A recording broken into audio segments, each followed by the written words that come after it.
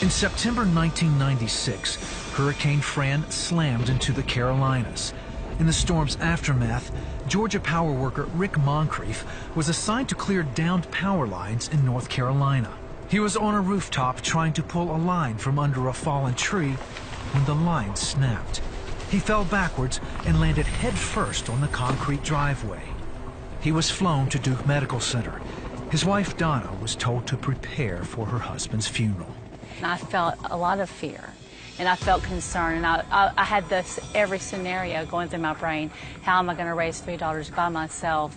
I'm too young to be a widow. You name it, those kind of thoughts came through my head. Rick had several broken ribs, and his brain was hemorrhaging. 10 minutes after he arrived at the hospital, he slipped into a coma. He was hooked up to a breathing machine and all kinds of machines. And so I just looked at him, you know, I was like, I was in shock, I think. I couldn't believe that he was laying there. And the doctors were just saying that it was a wait and see game. They didn't know. I believed in prayer, and I knew that Jesus was the healer. In my own strength right at that moment, I didn't have that strength in myself to pray. And so I had believers and friends who were praying for me, as well as for Rick, that we would, you know, that we would be able to come through this. The prayers continued, and by day 5, Rick was still unresponsive. At least it appeared that way. I was taken into the throne room of God. It was more real than you are. It was so real, and everything was just so white, whiter than white. And I was on my belly, on my face before the Lord, and I saw his feet. His feet is fine burned brass. I didn't see his face. But he asked me, what do you want to do? And I kept hearing the scripture over and over. Whose report will you believe?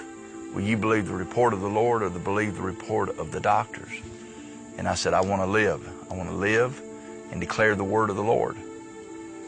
And he stood up and he clapped his hands and he said, that's enough. And when he said, that's enough, I began immediately to come out of the coma. His doctor said Rick would never be the same again. Rick and Donna believed differently. She said, well, you're the most luckiest person in the world now that you ever came out of this coma. And you recovered from this fall a little bit, but it'll be 60 months minimum, which is 5 years, before you will ever be 40% back. And I told her, I said, no, ma'am.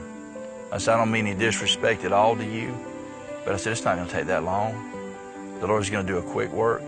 During rehab, Rick says he read Psalms in the Bible, and he and Donna joined their friends and family in prayer.